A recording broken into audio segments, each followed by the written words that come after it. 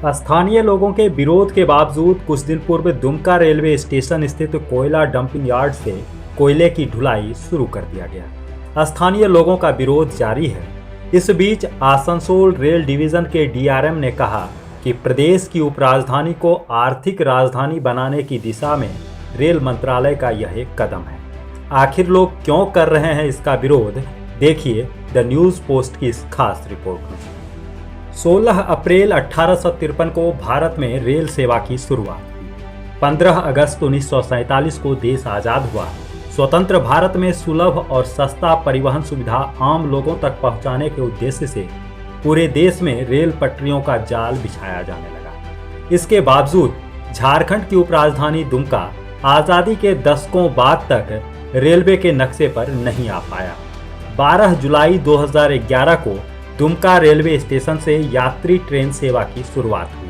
Train सेवा शुरू होने के साथ ही स्थानीय लोग लंबी दूरी की ट्रेन सेवा की मांग कर रहे हैं। रांची और कोलकाता जैसे शहरों के लिए इस स्टेशन से ट्रेन जरूर गुजरती है, लेकिन देश की राजधानी सहित अन्य महानगरों के लिए रेल सेवा की मांग अब भी जारी है। इस सब के बीच रेलवे ने दुमका रेलवे स्टेशन को वाणिज्यिक केंद्र बनाने की योजना की शुरुआत की। गुड्स ट्रेन के लिए नया ट्रैक बिछाया गया। स्थानीय लोगों के विरोध के बावजूद कुछ दिन पूर्व दुमका में नवनिर्मित कोयला डंपिंग यार्ड से ट्रेन द्वारा कोयले की ढुलाई शुरू कर दी गई। जब डंपिंग यार्ड बनाने की सूचना आम लोगों को हुई थी तो लोगों ने इसका विरोध शुरू किया था, लेकिन निर्माण कार्य जारी रहा।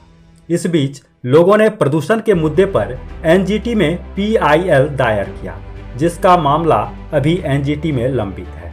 कोयला डंपिंग यार्ड के शुरू होने से लोगों को जो अंदेशा था वो अब सच साबित होने लगा। सघन अधिवास के बीच डंपिंग यार्ड के चालू होने से लोग धूल से परेशान हैं। लोगों का आरोप है कि एनजीटी से बगैर एनओसी मिले ही कोयला ढुलाई का कार्य शुरू कर दिया गया। क्या कहना है स्थानीय लोगों का, वो सुनिए। ये रेलवे में 2020 में काम स्टार्ट हुआ था। हाँ, जब मट्टी काट रहा था तभी से ही हम लोग ऑब्जेक्शन किए हुए थे।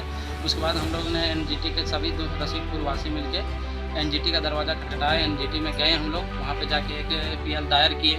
पीएल दायर करने के बाद वहाँ से फिर हम लोग को फिर नोटिस हुआ, फिर दोनों पक्ष को तारीख दिया गया। फिर तारीख के अभी तक वहाँ एनजीटी में रोक लगा दिया इसमें। उसके बावजूद भी, रोक के बावजूद भी ये अपना काम जारी रखें और अभी भी इस पर रोक लगा हुआ है। जबकि एनजीटी का रूल में कहता है कि स्कूल कॉलेज आसपास नहीं होना चाहिए, घनी आबादी क्षेत्र में कोई भी रेक पॉइंट नहीं बनना चाहिए। लेकिन यहाँ पे घनी आबादी क्षेत्र है, उसमें भी रेक पॉइंट बन रहे हैं। स्कूल देख सकते हैं, यहाँ पे 10 फीट दूर है वो स्कूल संजीवियर के। कॉलेज हैं, एसपी कॉलेज हैं, पॉलिटेक्निक कॉलेज है, इंजीनियरिंग कॉलेज है, सब कॉलेज पूरा हब है यहाँ पे स्कूल का। फिर भी यहाँ पे ये ज़बरदस्ती चालू कर दिए, जबकि यहाँ पे अभी तक रोक लगा हुआ है। तो हम लोग को यहाँ पे रहने में बहुत सारा डस्ट उड़ते रहता है हमेशा। आने वाला दिन में और भी बहुत सारे डस्ट उड़ेंगे तो बीमारी से सब आदमी ग्रसित हो जाएंगे। बहुत सारा बीमारी होने लगेगा सब आदमी को।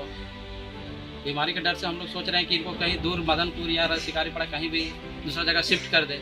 ये मेन स्टेशन है, यहाँ पे यात्री भी बहुत ज़्यादा आते जाते हैं, उसको भी दिक्कत होता है। दिन भर रांची इंटरसिटी खड़ी रहती है, उसमें भी पैसेंजर आने जाने में उसको भी दिक्कत होती है, क्योंकि पहले आते हैं तो भी गंदा हो जाते हैं पूरा। यही सब समस्या है। तो पता नहीं बीजीआर वाले शायद पॉलिटिकल इसमें किसी का सपोर्ट है, उसको लेके पूरा प्रशासन भी इसको बहुत ज़्यादा साथ दे रहे हैं। हम लोग प्रशासन को भी लिख दिए हैं, हम लोग विरोध भी किए फर्स्ट दिन से ही, और हम लोग बहुत सारा बैठक भी किए, विरोध प्रदर्शन जताए। हम लोग जाकर डीसी साहब को भी दिए, सबको नरेंद्र मोदी जी को भी भेजे हैं, अश्विनी वैष्णव जी रेल मंत्री को दिए हैं, प्रहलाद जोशी जी कोयला मंत्री को भेजे हैं, डीआरएम साहब को भेजे हैं, डीसी को भी हम लोग सभी को स्पीड पोस्ट के माध्यम से सूचना दी है, लेकिन अभी तक कोई कार्रवाई नहीं की है। वो इसलिए है कि यहाँ जहाँ कोयला लोडिंग चल रही है, यहाँ पे घनी आबादी है और यहाँ पे जितने पब्लिक हैं और यहाँ रोज 2 से 3 हज़ार यात्री भी चढ़ते हैं, इसलिए इसका विरोध हो रहा है कि इसका जो ये डस्ट उड़ता है इसको हम लोग काला जहर मानते हैं। ये काला जहर है। आने वाले समय में, अभी तो 1-2 कोयला लोडिंग हुआ है, ये आने वाला समय में जब बढ़ेगा तो ये मतलब एक सोचिए कांटे की तरह चुभेगा, पूरे दुमका वासी को कांटे की तरह चुभेगा, क्योंकि इसका डस्ट जो है आदमी को स्वास्थ्य पे बहुत ही ज़्यादा बुरा प्रभाव पड़ता है। और लगता है कि हम तो रेलवे स्टेशन के आसपास ही हम लोग रह रहे हैं, ग्रामीण सभी, हम लोगों को लगता है कि ये अब रसिकपुर छोड़ के, रेलवे स्टेशन से छोड़ के कहीं दूर जाना पड़ जाएगा, ताकि इसमें पूरा कोयल माफिया जितने भी यहाँ पॉलिटिकल समूचा मिले जुले और ये काम कर रहे हैं, वो सिर्फ अपने जेब पे देख रहे हैं, अपने राजस्व को देख रहे हैं, पब्लिक और जनता को ये लोग नहीं देख रहे हैं। आंदोलन का तो जहाँ तक हम लोग समूचा ग्रामवासी और जितना जनता हम लोग लड़ेंगे, हम तो लड़ेंगे, ये दिल्ली तक हम लोग जाएंगे। ये हम लोग नवंबर में यहाँ से लगभग 100-200 व्यक्ति हम लोग दिल्ली जाएंगे, जाके हमारे जो रेल के मंत्रालय जो अश्वनी जी हैं उनसे मुलाकात करेंगे और जंतर मंतर पे हम लोग धरना प्रदर्शन देने का भी काम करेंगे। ये जो लड़ाई है अभी तो फिलहाल रसिकपुर मोहल्ला वासी शुरुआत की है, लेकिन बहुत जल्द ये लड़ाई दुमका वासी को भी लड़ना होगा कहीं ना।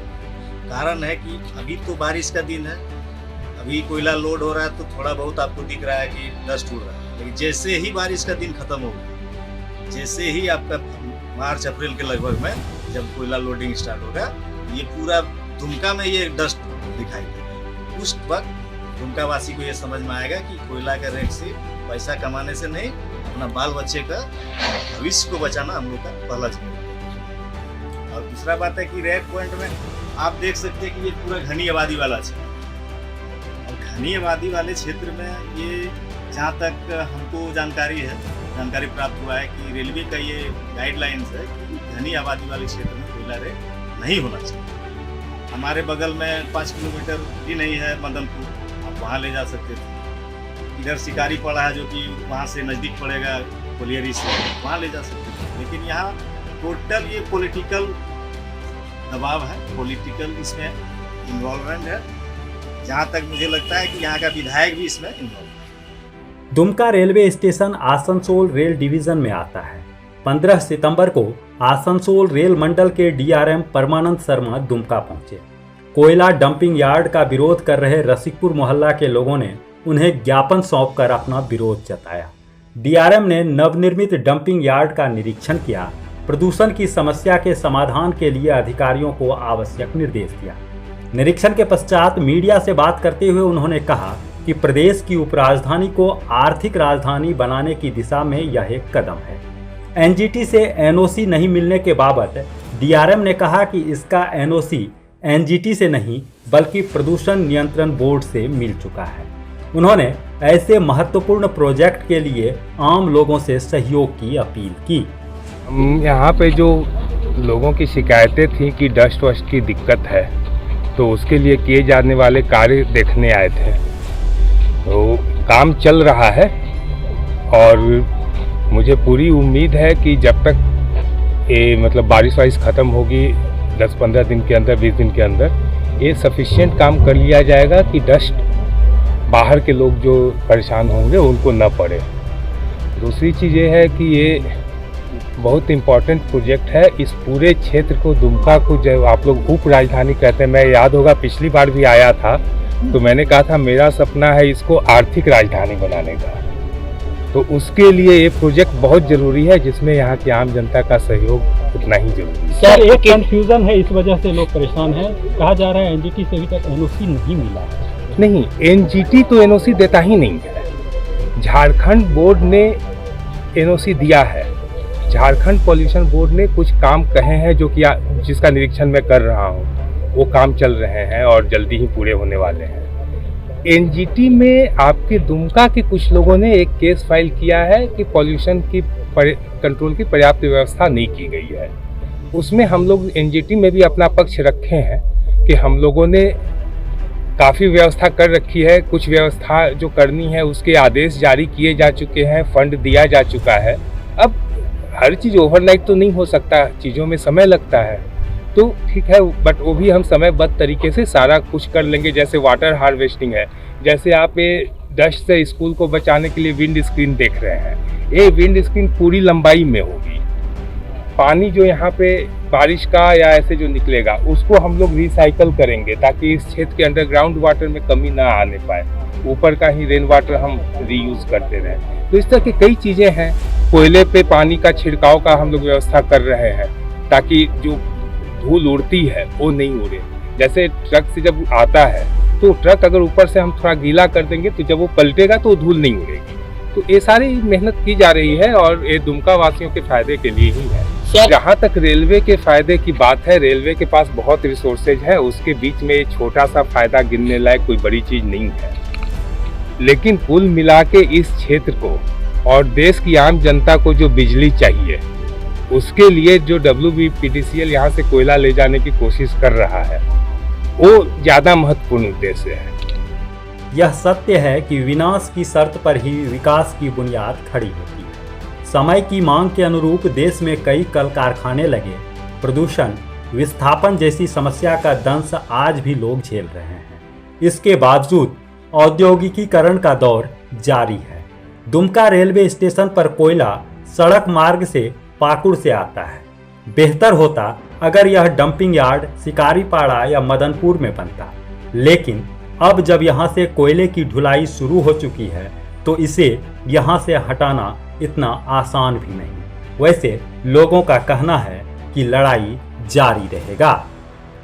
द न्यूज़ पोस्ट के लिए दुमका से पंचम कुमार झा।